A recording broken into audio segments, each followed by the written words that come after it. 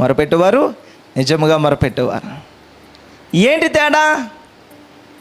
ఏంటి తేడా?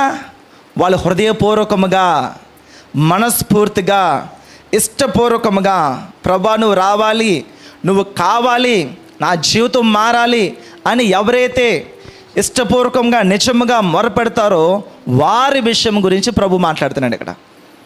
వారి విషయం గురించి దావీదు ఇక్కడ ప్రస్తావన చేస్తున్నాడు. ఆయనకు మొరపెట్టువారి అని కాదు, నిజముగా మొరపెట్టువారికి. ఈరోజు ఎంతమంది నిజముగా మొరపెడుతున్నారు? నేను మొరపెడతానని పొద్దున్న లేచి ప్రార్థన చేస్తానండి, కన్నీరు కార్చి ప్రార్థించ. మీ కన్నీరు ప్రభు కొరకు వస్తుందా, సమస్యల కొరకు వస్తుందా? చాలామంది ఎక్కువ శాతము, దాదాపు ఒక 70-80% అనుకోవచ్చు, లేకపోతే చాలా ఎక్కువ శాతము మన సమస్యల నుంచే కన్నీరు వస్తుంది. ఎక్కువ సమస్య ఎక్కువ అవుతున్నప్పుడు ఏం చేస్తుంది? ప్రభా కొంచెం సమస్య, ప్రభా కార్యం చే, ప్రభా సమస్య పోవాలి, భారం ఎక్కువైపోతుంది ప్రభా అంటాం. ఇంకా భారం ఎక్కిపోతే కన్నీరు కాస్తుంది, ఇంకా భారం ఎక్కితే దొరిలేస్తుంటాం. దేన్ని బట్టి వస్తుంది అది? సమస్యను బట్టి వస్తుందా, ప్రభువుని బట్టి వస్తుందా? సమస్యలు తీర్చే ప్రభు ఉన్నాడు. సమస్య తీరాలని మనం కన్నీరు కారుస్తున్నామా, మొరపెడుతున్నామా? సమస్యలు తీర్చే ప్రభు మనకు కావాలి.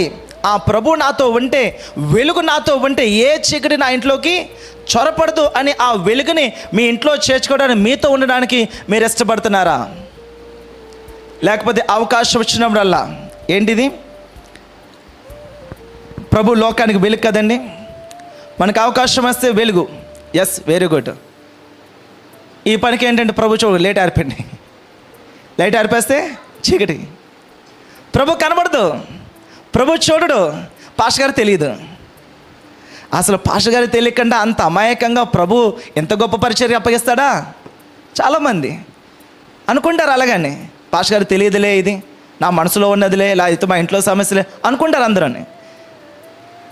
దేవుడు పరలోక రాజ్యానికి నడిపించే ఈ గొప్ప పరిచర్య దేవుడు ఆయనకు అప్పగించారు అంటే ఆయన ఎలాగ నడిపిస్తున్నారు? ఆయన నథింగే కావచ్చు, బట్ ఆయనలో ఉన్నవాడు హల్లెలూయా. నేను ఎప్పుడు ఆ విషయం చెప్తుంటాను. జోసెఫ్ నథింగ్, ఏమీ కాదు, అతని దగ్గర ఏమీ లేదు, అతను ఏమీ తేలేదు, ఏమీ చేయలేడు. బట్ బీ కేర్ఫుల్, ఆయనలో ఒకడు ఉన్నాడు. హల్లెలూయా. ఆయనతో జాగ్రత్తగా ఉండాలి, చాలా జాగ్రత్తగా ఉండాలి. నీ నథింగే, సో నేను జీరోనే. ఈరోజు ప్రభు మన జీవితంలో కార్యం చేయాలి అని అనుకున్న వారు మొదట మీరు జీరో అవ్వాలి.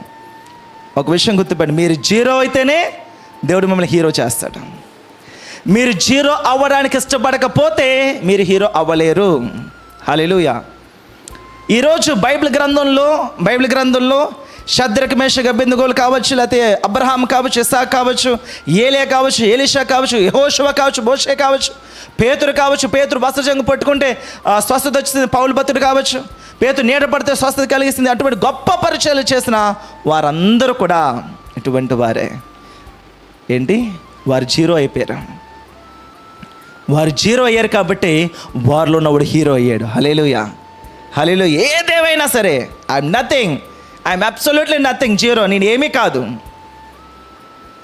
పెంట కుప్ప మీద విసిరివేయబడ్డాను, ఏమీ కాదు. ప్రభు ఏం చేశాడు? ఎస్, రైట్ పొజిషన్కి వచ్చావు, దా ఉప్పు నేను లేవనెత్తుతాను.